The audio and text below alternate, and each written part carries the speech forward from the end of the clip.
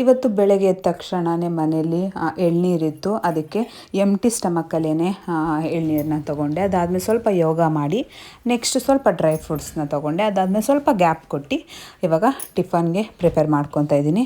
ಹೆಸ್ರು ಕಾಳು ದೋಸೆನ ಮಾಡ್ತಾಯಿದ್ದೀನಿ. ನೈಟೇ ಹೆಸ್ರು ಕಾಳು ಮತ್ತು ಅಕ್ಕಿನ ನೆನೆಸಿ ಅದಾದಮೇಲೆ ಬೆಳಗ್ಗೆ ಸ್ವಲ್ಪ ಹಸಿಮೆಣ್ಸಿನ್ಕಾಯಿ ಮತ್ತು ಶುಂಠಿನ ಹಾಕಿ ರುಬ್ಬಿದ್ರೆ ತುಂಬಾ ಟೇಸ್ಟಿಯಾಗಿರುತ್ತೆ. ಒಂದು ಸಲ ನೀವು ಟ್ರೈ ಮಾಡಿ. ಹೆಲ್ತಿಗಂತೂ ತುಂಬಾ ಒಳ್ಳೆಯದು. ಮಕ್ಕಳಿಗೂ ಕೂಡ ಆರಾಮ್ಸೆ ಕೊಡ್ಬೋದು. ಮಕ್ಕಳು ಇಷ್ಟಪಟ್ಟು ತಿಂತಾರೆ, ದೊಡ್ಡವ್ರಿಗೂ ಕೂಡ ಇಷ್ಟಪಟ್ಟು ತಿಂತಾರೆ. ವಾರದಲ್ಲಿ ಒಂದು ಸತಿ ಮಾಡಿಕೊಂಡ್ರೆ ತುಂಬಾ ಹೆಲ್ತಿಗೆ ಒಳ್ಳೆಯದು. ಇದ್ರ ಜೊತೆ ಕಾಯಿ ಚಟ್ನಿನೂ ಚೆನ್ನಾಗಿರುತ್ತೆ, ಇಲ್ಲ ನಾರ್ಮಲ್ ಕಡಲೆಬೀಜ ಚಟ್ನಿನೂ ಚೆನ್ನಾಗಿರುತ್ತೆ. ಮತ್ತು ಆ್ಯಸ್ ಯೂಶ್ವಲ್ ಸ್ವಲ್ಪ ಟಿಫನ್ ಎಲ್ಲ ಮುಗಿಸಿ ಆದ ನಂತರ ನಾನು ಜ್ಯೂಸನ್ನ ಪ್ರಿಪೇರ್ ಮಾಡಿಕೊಡ್ತಾ ಇದ್ದೀನಿ. ನನ್ನ ಫೇವ್ರೆಟ್ ಜ್ಯೂಸ್ ಇದು ಆರೆಂಜ್ ಜ್ಯೂಸ್. ನನಗಂತೂ ತುಂಬಾ ಇಷ್ಟ. ನಿಮಗೂ ಇಷ್ಟ ಆಗುತ್ತಾ ಕಾಮೆಂಟ್ ಮಾಡಿ. ಮತ್ತು ಸಾಯಂಕಾಲ ಸ್ವಲ್ಪ ಡಿಮಾರ್ಟ್ಗೆ ಹೋಗಬೇಕಾಗಿತ್ತು. ಸ್ವಲ್ಪ ಕಾಳುಗಳಿಲ್ಲ, ಖಾಲಿ ಆಗಿಬಿಟ್ಟಿತ್ತು ಅಂದ್ಬಿಟ್ಟು ಎಲ್ಲ ತೊಗೊಂಡು ಮತ್ತು ವಾಪಸ್ ಮನೆಗೆ ಬರಬೇಕಾದ್ರೆ ನಮ್ಮ ಹಸ್ಬೆಂಡು ಗೋಬಿ ಮಂಚೂರಿ ತೊಗೊಳ್ಳೋಣ ಅಂತಂದ್ಬಿಟ್ಟು ಪನ್ನೀರ್ ಗೋಬಿನ ತೊಗೊಂಡ್ರು. ಈ ಒಂದು ಪ್ಲೇಸಲ್ಲಿ ತುಂಬಾ ಚೆನ್ನಾಗಿ ಮಾಡ್ತಾರೆ ಗೋಬಿ ಮಂಚೂರಿ. ಮತ್ತು ಇದು ಮತ್ತು ನೆಕ್ಸ್ಟ್ ಡೇ ವ್ಲಾಗ್ ಆಗಿರುತ್ತೆ. ಮತ್ತು ಸಾಯಂಕಾಲ ನಾನು ಇಡ್ಲಿನ ಮಾಡೋಣ ಅಂತಂದ್ಬಿಟ್ಟು ಚಿಬ್ಲು ತಗೊಂಡು ಬಂದಿದ್ದೆ. ಸೊ ಅದರಲ್ಲಿ ಇಡ್ಲಿನ ಮಾಡೋಣ ಅಂತಂದ್ಬಿಟ್ಟು ಇವಾಗ ಬಟ್ಟೆ ಎಲ್ಲ ಕಟ್ ಮಾಡ್ಕೋತಾ ಇದ್ದೆ. ಕಾಟನ್ ಬಟ್ಟೆ ಆಗಬೇಕು. ಮತ್ತು ಹೊಸದು ಏನಾದರೂ ಚಿಬ್ಲುಗಳು ತೊಗೊಂಡು ಬಂದಿದ್ದರೆ 1-2 hours 3 hours ನೆನೆಸಿ ಅದಾದ ನಂತರ ನಾವು ವಾಶ್ ಮಾಡೋದು ತುಂಬಾ ಒಳ್ಳೆಯದು. ಯಾಕಂದರೆ ಅದು ಹೊಸದಾಗಿರೋದ್ರಿಂದ ಕಲರ್ ಬಿಟ್ಕೊಬಿಡುತ್ತೆ. ಅದರಿಂದ ನೀಟಾಗಿ ವಾಶ್ ಮಾಡಿಕೊಂಡ್ರೆ ತುಂಬಾ ಚೆನ್ನಾಗಿರುತ್ತೆ. ನಾನು ತುಂಬಾ ದಿವಸ ಆಗಿದ್ದು ತಂದೇ ಇರಲಿಲ್ಲ, ಇವತ್ತು ಮಾಡ್ತಾಯಿದ್ದೀನಿ. ಮತ್ತು ಅಮ್ಮ ಮನೆಯಿಂದ ಸ್ವಲ್ಪ ರಾಗಿ ಹಿಟ್ಟು ಮತ್ತು ಗೋಧಿ ಹಿಟ್ಟು ಅಕ್ಕಿ ಹಿಟ್ಟು ಎಲ್ಲ ತೊಗೊಂಡು ಬಂದಿದ್ದರು. ಅದಾದಮೇಲೆ ಸ್ವಲ್ಪ ರೇಷನ್ ಎಲ್ಲ ತೊಗೊಂಡು ಬಂದಿದ್ನಲ್ಲ, ಅದು ಇನ್ನೂ ಜೋಡಿಸಿರಲಿಲ್ಲ. ಮತ್ತು ನನ್ನ ಒಂದು ಕಿಚನಲ್ಲಿ ಈ ಥರ ನಾನು ಒಂದು ಸ್ವಲ್ಪ ಆರ್ಗನೈಸ್ ಮಾಡ್ಕೊಂಡಿದ್ದೀನಿ. ಇಷ್ಟ ಆಯಿತಾ ನಿಮಗೆ ಏನೋದ ಕಾಮೆಂಟ್ ಮಾಡಿ ಹೇಳಿ. ಅದಾದಮೇಲೆ ಅದೇ ನಾನು ಚಿಬ್ಲೆಲ್ಲ ಮಾಡೋಣ ಇಡ್ಲಿ ಅಂತ ಅಂದ್ಬಿಟ್ಟು ಇವಾಗ ಫಸ್ಟು ಕೆಳಗಡೆಗೆ ಒಂದು ಪ್ಲೇಟ್ ಥರ ಇಡ್ತಾಯಿದ್ದೀನಿ. ಇಟ್ಬಿಟ್ಟು ಇವಾಗ ಕಡ್ಡಿಗಳೇನು ಬರುತ್ತೆ ಅದನ್ನು ನಾವು ಜೋಡಿಸ್ಕೋಬೇಕಾಗುತ್ತೆ. ಒಂದಕ್ಕೊಂದು ಹಿಂಗೆ ಉಂಟ್ಕೋಬಾರ್ದು, ನೀಟಾಗಿ ಕೂತ್ಕೊಳ್ಳೋ ಥರ ಕಡ್ಡಿನ ಕೆಳಗಡೆ ಬೇಸು ಚೆನ್ನಾಗಿ ಕೊಟ್ಕೋಬೇಕು. ಹಳ್ಳಿ ಕಡೆ ಈ ಥರ ಮಾಡೋದು ತುಂಬಾ ಕಾಮನ್ನು. ನಮ್ಮಲ್ಲಿ ಅಂತೂ ನಮ್ಮ ಮನೇಲಂತೂ ಜಾಸ್ತಿ ನಾವು ಚಿಬ್ಲಿ ಇಡ್ಲಿನೇ ನಾವು ಮಾಡ್ತಾಯಿದ್ದೆವು. ಯಾವಾಗ ಮಾಡಬೇಕಂದ್ರೂ ಇವಾಗ ಅಂತಂದರೆ ಒಂದು ಪಾತ್ರೆಯಲ್ಲಿ ಅಂದರೆ ಇಡ್ಲಿ ಪಾತ್ರೆಯಲ್ಲಿ ಮಾಡ್ಕೊತಾ ಇದ್ವಿ. ಬಟ್ ಮನೆಯಲ್ಲಿ ಊರಲ್ಲೆಲ್ಲ ಒಂದು ಸಿಲ್ವರ ಪಾತ್ರೆ ಬರುತ್ತೆ ನೋಡಿ, ಅದು ಇಡ್ಲಿಗಂತಲೇ ಇಟ್ಕೊತಾ ಇದ್ದರು. ಸ್ವಲ್ಪ ಬೂದಿಯಲ್ಲಿ ಆಚೆ ಕಡೆ ಎಲ್ಲ ನೀಟಾಗಿ ಸವರ್ಬಿಟ್ಟು ಒಲೆಯಲ್ಲಿ ಮಾಡ್ತಾಯಿದ್ರು. ತುಂಬಾ ಚೆನ್ನಾಗಿ ಬರ್ತಾಯಿತ್ತು. ಇವಾಗಿನ ಚಿಪ್ಲಿಗಳಂತೂ ತುಂಬ ಚಿಕ್ಕದಾಗ್ಬಿಟ್ಟಿದೆ. ಇವಾಗ ನಾರ್ಮಲ್ ಪ್ಲೇಟ್ ಇಡ್ಲಿ ಬರುತ್ತಲ್ಲ ಆ ಥರ ಆಗಿಬಿಟ್ಟಿದೆ. ಮೊದಲಂದರೆ ಸ್ವಲ್ಪ ಅಗಲ ಇರ್ತಾಯಿತ್ತು ಚಿಬ್ಲುಗಳು. ಇವಾಗ ಬರ್ತಾ ಸೈಜು ಕೂಡ ಕಡಿಮೆ ಆಗ್ತಾಯಿದೆ. ನಾನು ಊರಲ್ಲಿ ತಿಂದಿರೋದೇನೆ, ಇಲ್ಲಂತೂ ನಾನು ಎಲ್ಲೂ ಕೂಡ ನಾನು ಚಿಬ್ಲು ಇಡ್ಲಿನ ತಿಂದೇ ಇಲ್ಲ. ಇಲ್ಲೂ ತುಂಬ ಕಡೆ ಮಾಡ್ತಾರೆ, ಬಟ್ ನಮಗೇನೋ ಅಷ್ಟೊಂದಾಗಿ ಗೊತ್ತಿಲ್ಲ. ನಾನು ಅವತ್ತು ನಮ್ಮೂರು ನಂಜನಗೂಡು ಆಗಿರೋದ್ರಿಂದ ನಂಜನಗೂಡು ಹತ್ರ ಬರಬೇಕಾದ್ರೆ ರೈಲ್ವೆ ಸ್ಟೇಷನ್ ಪಕ್ಕದಲ್ಲಿ ಮಾರ್ತಾರೆ. ಆವಾಗ ತೊಗೊಂಡು ಬಂದಿದ್ದೆ ಬೇಕು ಅಂತ. ಮಾಡೇ ಇರಲಿಲ್ಲ. ಸರಿ ಇವತ್ತು ಮಾಡೇ ಬಿಡೋಣ ಚಿಬ್ಲಿ ಇಡ್ಲಿ ಅಂತ ಅಂದ್ಬಿಟ್ಟು ದೋಸೆ ಹಿಟ್ಟು ಕೂಡ ನಾನು ಆಚೆಯಿಂದ ತೊಗೊಂಡು ಬಂದಿದ್ದೆ. ನಮ್ಮ ಮನೆ ಪಕ್ಕದಲ್ಲೇ ಒಂದು ಮಿಲ್ಲಿದೆ, ಅಲ್ಲಿ ಯಾವಾಗಲೂ ಸಿಗುತ್ತೆ, ರೆಡಿ ಸಿಗುತ್ತೆ. ಸೊ ಅಲ್ಲಿಂದಾನೇ ತೊಗೊಂಡು ಬಂದೆ. ಯಾವಾಗಲೂ ಅಷ್ಟೇ ಇಡ್ಲಿ ಮಾಡಬೇಕಂದ್ರೆ ಅವರೇನು ಸಾಲ್ಟ್ ಹಾಕೋದಿಲ್ಲ. ಸಾಲ್ಟು ನಾವು ಮನೇಲಿ ಹಾಕ್ಕೊಂಡು ಅದಕ್ಕೆ ಸ್ವಲ್ಪ ಸೋಡಾನ ಹಾಕ್ಕೋಬೇಕಾಗತ್ತೆ, ಆವಾಗಲೇ ಚೆನ್ನಾಗಿ ಬರುತ್ತೆ. ಇಲ್ಲಾಂದರೆ ಸಮ್ಟೈಮ್ಸ್ ಅದು ಫ್ಲಫಿ ಥರ ಬರೋದಿಲ್ಲ, ಸ್ವಲ್ಪ ಕಲ್ ಥರ ಆಗಿಬಿಡುತ್ತೆ. ಅದಕ್ಕೆ ಒಂದು ಸ್ವಲ್ಪ ಸೋಡಾನ ಹಾಕ್ಕೊಂಡ್ರೆ ಚೆನ್ನಾಗಿರುತ್ತೆ. ಊರ ಕಡೆ ಅಂತಂದರೆ ನೈಟು ಕಡಲೆಬೇಳೆನ ನೆನೆಸ್ಬಿಟ್ಟು ಹಾಕ್ತಾಯಿದ್ರು. ಇಲ್ಲಾಂದರೆ ದೋಸೆ ಹಿಟ್ಟು ರುಬ್ಬಿದಾಗ್ಲೇ ನೈಟು ಕಡಲೆಬೇಳೆನ ಅಲ್ಲಿಗೆ ಇಟ್ಬಿಡ್ತಾಯಿದ್ರು. ಮತ್ತು ಬೆಳಗ್ಗೆ ಎದ್ದು ಇಡ್ಲಿನ ತುಂಬ್ತಾಯಿದ್ರು. ಅವು ಒಟ್ಟಿಗೆ ಅಟ್ ಎ ಟೈಮ್ ಅಂತಂದರೆ ಒಂದು 20 ಇಡ್ಲಿ ಆ ಥರ 20-30 ಇಡ್ಲಿ ಮಾಡ್ತಾಯಿದ್ದಿದ್ದು ನಮ್ಮ ಮನೇಲಿ.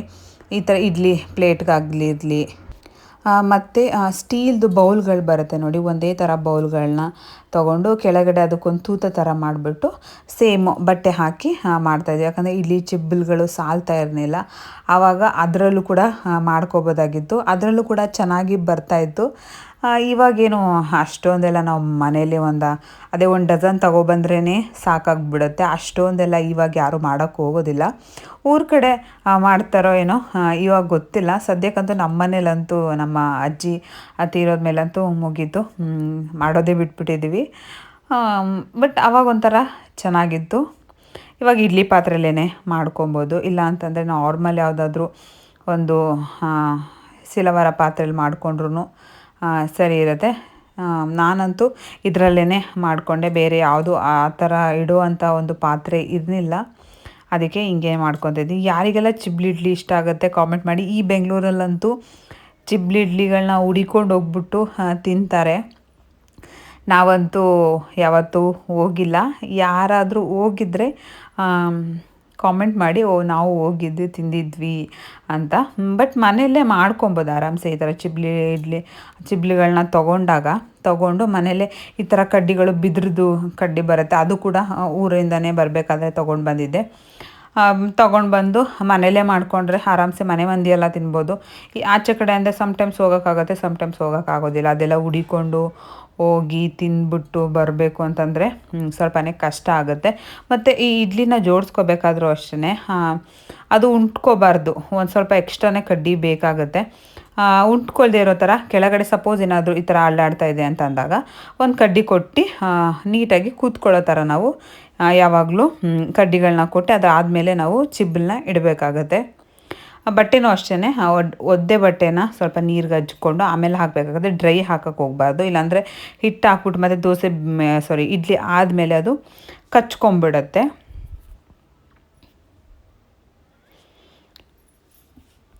ಸಪೋಸ್ ಏನಾದರೂ ಇದಕ್ಕೆ ನಾವು ನಾರ್ಮಲಾಗಿ ಒಂದು ಬಟ್ಟೆನ ಕಟ್ತಾಯಿದ್ದು ಊರಲ್ಲಿ, ಬಟ್ಟೆ ಕಟ್ಟಿಲ್ಲ ಅಂತಂದ್ರೂ ನಡೆಯುತ್ತೆ ಅನಿಸುತ್ತೆ. ಬಟ್ ನಾನು ಇರಲಿ ಅಂತಂದ್ಬಿಟ್ಟು ಬಟ್ಟೆನ ಕಟ್ಟಿದ್ದೆ.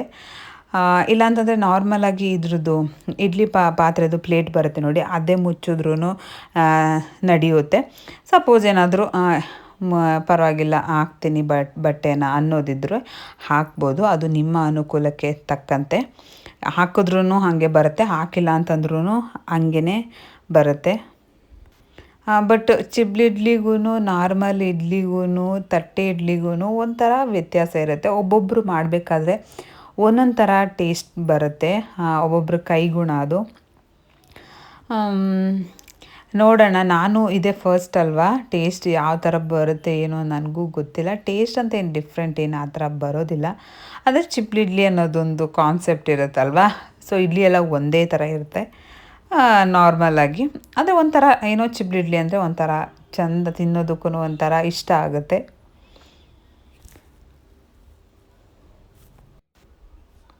ನಿಮ್ಮ ಮನೇಲೂ ಮಾಡ್ತೀರಾ? ಚಿಬ್ಲುಗಳು ಯಾರ ಮನೇಲಿ ಇದೆ ಅಂತ ಕಾಮೆಂಟ್ ಮಾಡಿ ಹೇಳಿ. ಊರ ಸೈಡ್ ಆದರೆ ಊರ ಸೈಡ್ ಹೋಗೋರು, ಇವಾಗ ಊರ ಸೈಡೂ ಇದನ್ನು ಮಾರೋದು ಕೂಡ ಕಡಿಮೆ ಆಗಿದೆ. ಮತ್ತು ಬೆಲೆನೂ ಕೂಡ ತುಂಬಾ ಜಾಸ್ತಿ ಆಗ್ತಾ ಬರ್ತಾಯಿದೆ. ಇವಾಗಂತೂ ಎಲ್ಲ ರೇಟು ಜಾಸ್ತಿ ಆಗಿಬಿಟ್ಟಿದೆ.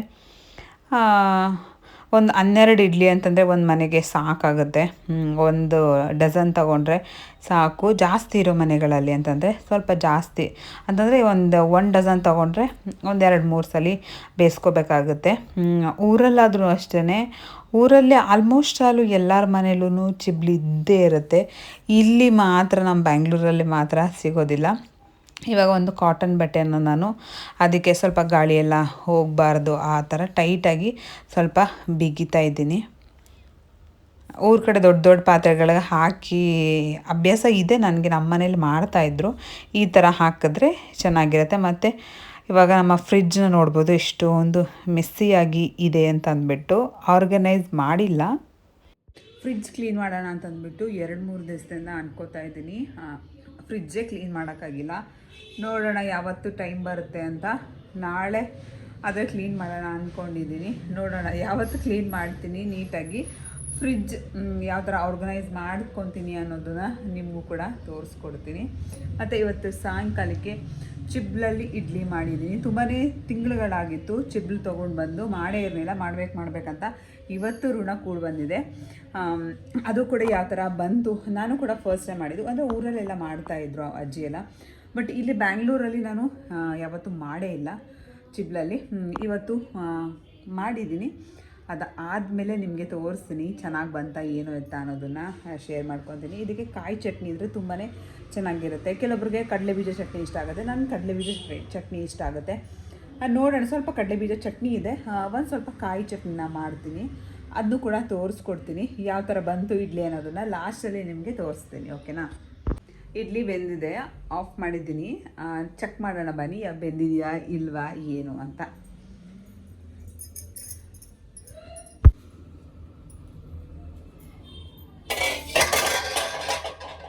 ಸ್ವಲ್ಪ ಕೈಗೆ ನೀರು ಹಚ್ಕೊಂಡು, ಹೆಂಗಂದರೆ ಈ ಥರ ಯಾರು ಮಾಡ್ತೀರಾ ನಿಮ್ಮ ಕಡೆ ಕಾಮೆಂಟ್ ಮಾಡಿ. ಇದೊಂದು ಏನಕ್ಕೆ ಇದನ್ನು ಹಾಕೋದು ಅಂತಲೂ ಕಾಮೆಂಟ್ ಮಾಡಿ, ಆಮೇಲೆ ನಾನು ನಿಮಗೆ ಹೇಳ್ತೀನಿ.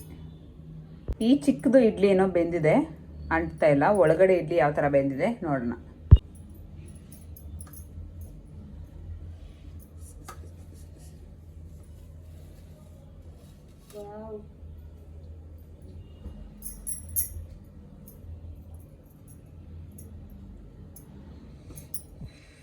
ತುಂಬಾ ಬಿಸಿ ಇದೆ, ನೀಟಾಗಿ ಬೆಂದಿದೆ, ಒಂದು ಸ್ವಲ್ಪನೂ ಕೈಗೆ ಅಂಟುತ್ತಾ ಇಲ್ಲ.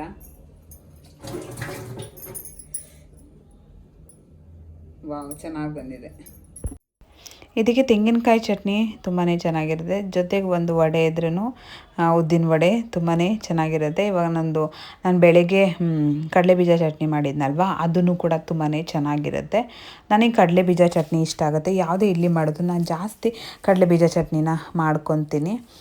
ಅದಕ್ಕೆ ಸ್ವಲ್ಪ ಇತ್ತಲ್ವ, ಸಾಕಾಗ್ತಾಯಿತ್ತು, ಮತ್ತು ಏನಕ್ಕೆ ಇಬ್ಬರಿಗೆ ಮತ್ತೆ ಎಕ್ಸ್ಟ್ರಾ ಮಾಡೋದು ಅಂತ ಅಂದ್ಬಿಟ್ಟು ಇವಾಗ ಅದೇ ಚಟ್ನಿಗೆ ಸ್ವಲ್ಪ ಒಗ್ಗರಣೆನ ಮಾಡ್ಕೊತಾ ಇದ್ದೀನಿ. ಒಗ್ಗರಣೆ ಮಾಡಿದ್ರೆ ಒಂಥರ ಟೇಸ್ಟ್ ಚೆನ್ನಾಗಿರುತ್ತೆ ಅಂತ ಅಂದ್ಬಿಟ್ಟು ಇಷ್ಟ ಇದ್ದರೆ ಮಾಡ್ಕೊಬೋದು, ಇಲ್ಲಾಂದರೆ ಇಲ್ಲ. ಸ್ವಲ್ಪ ಸಾಸಿವೆ, ಸ್ವಲ್ಪ ಕರಿಬೇವು ಹಾಕ್ತಾಯಿದ್ದೀನಿ ಅಷ್ಟೇ, ಹಿಂಗೆಲ್ಲ ಏನೂ ಹಾಕ್ತಾಯಿಲ್ಲ ನಾನು. ಕಡಲೆಬೀಜ ಚಟ್ನಿ ತುಂಬಾ ಒಳ್ಳೆಯದು. ಮತ್ತು ಇಡ್ಲಿ ಎಲ್ಲ ಯಾವ ಥರ ಬಿಡ್ಸೋಕ್ಕಾಗತ್ತೆ ನೋಡೋಣ ಬನ್ನಿ, ಏನಾದರೂ ಅಂಟ್ಕೊಳ್ಳುತ್ತಾ ಇಲ್ವಾ ಅಂತ. ನಿಜವಾಗ್ಲೂ ಒಂಚೂರು ಅದೊಂದು ಬಟ್ಟೆಗೆ ಅಂಟ್ಕೊಂಡೆ ಎಲ್ಲ ತುಂಬಾ ಚೆನ್ನಾಗಿತ್ತು. ಮತ್ತು ಇನ್ನೊಂದ್ಸಲಿ ಮಾಡಬೇಕಂದ್ರೂ ಮತ್ತೇನು ಬಟ್ಟೆಯನ್ನು ತೊಳೆಯೋ ಅವಶ್ಯಕತೆ ಏನೂ ಇರೋದಿಲ್ಲ. ಅದನ್ನೇ ತೆಗೆದು ಇವಾಗ ಮತ್ತೆ ಅದನ್ನೇ ಹಾಕ್ಬೋದು. ಮೊದಲನೇ ಇಡ್ಲಿ ನೋಡಿ ತುಂಬಾ ಚೆನ್ನಾಗಿ ಬಂದಿತ್ತು. ಅದೊಂದು ಮೊದಲನೇ ಇಡ್ಲಿ ಬಿಡೋದು ಏನಕ್ಕೆ ಅಂತ ಅಂದರೆ, ಇವಾಗ ಇಡ್ಲಿನ ಬಟ್ಟೆ ಎಲ್ಲ ತೆಗೆದು ನಾವು ನೋಡೋದಕ್ಕೆ ಆಗೋದಿಲ್ವಲ್ಲ, ಅದಕ್ಕೋಸ್ಕರ ಮೇಲ್ಗಡೆ ಒಂದು ಇಡ್ಲಿನ ಬಿಟ್ಬಿಡೋದು. ಅದು ಶಾಸ್ತ್ರಕ್ಕೆ ಅಂದ್ಬಿಟ್ಟು ದೃಷ್ಟಿ ಆಗಬಾರ್ದು ಅಂದ್ಬಿಟ್ಟು ಬಿಡ್ತಾರೆ, ನಮ್ಮ ಅಜ್ಜಿ ಬಿಡ್ತಾಯಿದ್ರು. ಸೊ ಅದಕ್ಕೋಸ್ಕರ ನಾನು ಬಿಟ್ಟೆ ಅಷ್ಟೇ. ಅದೊಂದು ಬಿಟ್ಟು ನೋಡಿದ್ರೆ ಸಾಕಾಗುತ್ತೆ ಬೆಂದಿದೆಯಾ ಏನು ಎತ್ತ ಅನ್ನೋದು. ಇಡ್ಲಿ ನೋಡ್ಬೋದು ನೀವು ಎಷ್ಟು ಚೆನ್ನಾಗಿ ಬಂದಿದೆ ಅಂತ ಅಂದ್ಬಿಟ್ಟು. ಒಂಚೂರು ಅಂಟ್ಕೋತಾ ಇಲ್ಲ ಬಟ್ಟೆಗೆ. ನಾನು ಹೆಂಗೆ ಬರುತ್ತೋ ಏನೋ ಅಂತ ಅಂದ್ಕೊಂಡ್ಬಿಟ್ಟಿದ್ದೆ, ಬಟ್ ಇಲ್ಲ, ನಿಜವಾಗ್ಲೂ ಚೆನ್ನಾಗಿ ಬಂದಿತ್ತು. ನೆಕ್ಸ್ಟ್ ಏನಾದರೂ ಮಾಡಬೇಕು ಅಂತಂದರೆ ಇದರಲ್ಲೇ ಮಾಡೋಣ ಅಂತ ಅಂದ್ಕೊಂಡೆ. ಒಂಥರ ಇಡ್ಲಿ ಚೆನ್ನಾಗಿರುತ್ತೆ, ಒಂಥರ ಚೆನ್ನಾಗಿ ಅನಿಸುತ್ತೆ, ಒಂಥರ ಚಿಬ್ಲಿ ಇಡ್ಲಿ ತಿನ್ನೋದಕ್ಕೆ ಅಂತಂದ್ಬಿಟ್ಟು. ಬಟ್ ಏನು ಅಂತಂದರೆ ಅದನ್ನು ಮತ್ತೆ ಎಲ್ಲ ಇಡ್ಲಿ ಎಲ್ಲ ಆದಮೇಲೆ ತೊಳಿಬೇಕು, ಅದನ್ನು ನೆನೆಸ್ಬೇಕು, ಅದನ್ನು ಸ್ವಲ್ಪ ಬ್ರಷಲ್ಲಿ ಉಜ್ಜಬೇಕು, ಒಂಚೂರು ಕೆಲಸ ಹಿಡಿಯುತ್ತೆ ಅನ್ನೋದೊಂದು ಬಿಟ್ಟರೆ ಬೇರೆ ಇನ್ನೇನು ಪ್ರಾಬ್ಲಮ್ ಇರೋದಿಲ್ಲ, ಬೇಗನೆ ಆಗಿಬಿಡುತ್ತೆ. ಸಪೋಸ್ ಏನಾದರೂ ಜಾಸ್ತಿ ಇತ್ತು ಇಡ್ಲಿ ಚಿಬ್ಲುಗಳು ಅಂದರೆ ಒಂದೇ ಸತಿ ಎಲ್ಲರಿಗೂ ಮಾಡಿಬಿಡ್ಬೋದು, ಪಟ್ ಅಂತ ಎರಡೆರಡು ಸಲ ಬೇಯಿಸೋ ಅವಶ್ಯಕತೆಯೇ ಇರೋದಿಲ್ಲ.